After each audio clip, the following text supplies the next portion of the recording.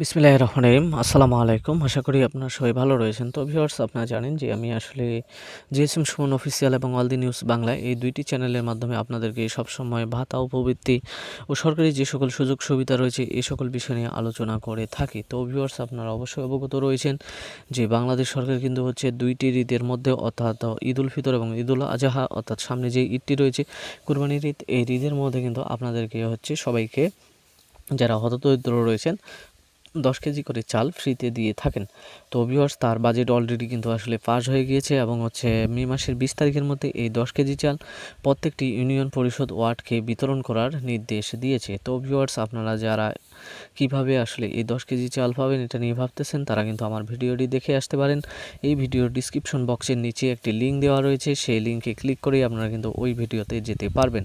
তো ভিউয়ার্স, আমি আপনাদেরকে বলি যে আসলে আপনারা কিন্তু অনেকেই আমাকে বলতেছেন যে আসলে গর্ভবতী ভাতা যেটা এবং হচ্ছে চতুর্থ কিস্তি ভাতা দেওয়া, অর্থাৎ চতুর্থ কিস্তি মানে হচ্ছে আপনার বয়স্ক বিধবা, প্রতিবন্ধী এই সকল ভাতাগুলো। তো ভিউয়ার্স, আমি আপনাদেরকে একটা বিষয় বলতে চাই যে আমার কাছে আসলে অসংখ্য কমেন্ট এবং হচ্ছে আমার কাছে অসংখ্য কল এসেছে। আপনারা বলতেছেন যে আসলে গর্ভবতী ভাতা তো মনে করেন যে হচ্ছে আপনার ১৭০০ টাকা দেওয়া হলো, তো এই ১৭০০ টাকা যে দেওয়া হলো এরপরে কি আরও আমাদেরকে টাকা দিবে? ভিউয়ার্স, আমি আপনাদেরকে একটা কথা বলতে চাই যে আসলে ভাতার টাকা যেটা রয়েছে এটা কিন্তু হচ্ছে যে আপনাদেরকে প্রতি মাসে ৮৫০ টাকা করে দেওয়া হয়। আর এই ৮৫০ টাকার বাইরে কিন্তু হচ্ছে যে বাংলাদেশ সরকার আপনাদেরকে কোনো প্রকার টাকা দিতে পারবে না এবং এই টাকাটি পাওয়ার আসলে যেই পলিসি সেটা হচ্ছে যে অন্ততপক্ষে আপনার যেই ভাতার মেয়াদ রয়েছে সেটা কমপক্ষে ১ মাস হওয়ার লাগবে। অর্থাৎ আপনি যেদিন থেকে আবেদন করবেন সেদিন থেকে কমপক্ষে ৩০ থেকে ৩১ দিন হওয়ার লাগে। তো ভিউয়ার্স, যেহেতু আপনার মনে করেন যে হচ্ছে ২টি কিস্তি দিয়ে দিয়েছে, অর্থাৎ মনে করেন যে আপনার হচ্ছে মার্চ মাসের হচ্ছে ৮৫০ এবং এপ্রিল মাসের ৮৫০, তার মানে হচ্ছে আপনার ২টি মাস কিন্তু অলরেডি কমপ্লিট হয়ে গিয়েছে। আর আমি যে কথাটা বলেছি যে আসলে গর্ভবতী ভাতা পেতে গেলে কমপক্ষে হচ্ছে আপনার ৩০ দিন সময় লাগে এবং হচ্ছে ৩০ দিন পরেই কিন্তু টাকা দেওয়া হয়। তো যেহেতু আসলে মে মাস চলতেছে,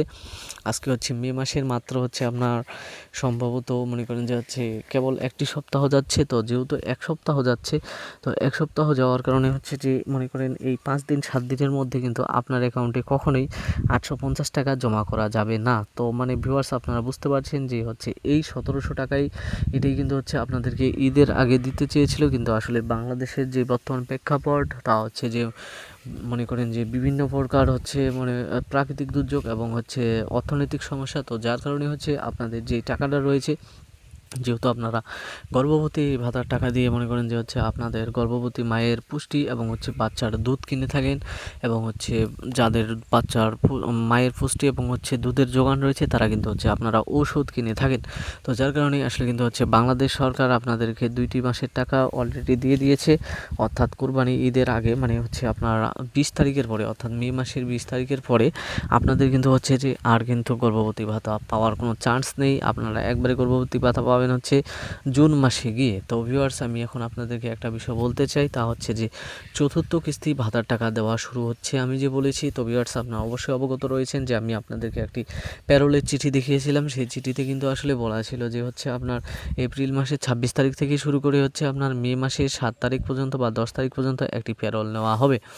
তো ভিউয়ার্স, যেহেতু মনে করেন যে মে মাসের প্রথম সপ্তাহ প্রায় চলে যাচ্ছে, তো সেই হিসেবে আমি কিন্তু আপনাদেরকে বলতে পারি যে আসলে আপনাদের যে চতুর্থ কিস্তি ভাতার টাকাটা রয়েছে এটি দিতে আর কিন্তু বেশি দিন লেট হবে না। হয়তো মনে করেন যে ১০ থেকে ১২ দিন বা সর্বোচ্চ হয়তো মনে করেন যে আপনারা ১৫ দিনের ভিতরতে আপনাদের এই টাকাগুলো পেয়ে যাবেন। তবে ভিউয়ার্স, আপনারা অবশ্যই লক্ষ্য করতেছেন যে আসলে ফেসবুকের বিভিন্ন গ্রুপে বা পেজে পোস্ট হচ্ছে যে আসলে যারা নতুন করে ভাতা আবেদন করেছেন বয়স্ক ভাতা বা বিধবা ভাতা, তারা ৮৮০০ টাকা পাবেন এবং হচ্ছে যারা হচ্ছে নতুন করে আপনার হচ্ছে প্রতিবন্ধী ভাতা আবেদন করেছেন তারা হচ্ছে আপনাদের ১০,০০০-এর উপর টাকা পাবেন। তো ভিউয়ার্স, আসলে এই বিষয়টা কতটুকু সত্য এবং হচ্ছে যারা নতুন করে ভাতা আবেদন করেছে তাদেরকে প্রথম কিস্তিতেই ৭৮০০ দিচ্ছে এবং হচ্ছে যারা হচ্ছে আপনার প্রতিবন্ধী ভাতা আবেদন করেছে তারা হচ্ছে প্রথম কিস্তিতেই ১০,০০০ প্লাস পাচ্ছে। এর আসলে কারণটা কি?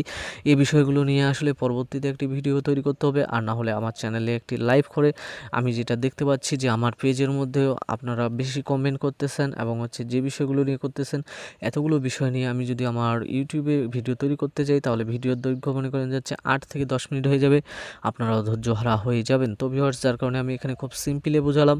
হয়তো আমি পরবর্তীতে একটি লাইভ করব, আর না হলে আরেকটি ভিডিও তৈরি করে আপনাদেরকে যাবতীয় তথ্য বুঝিয়ে দিব। ধন্যবাদ।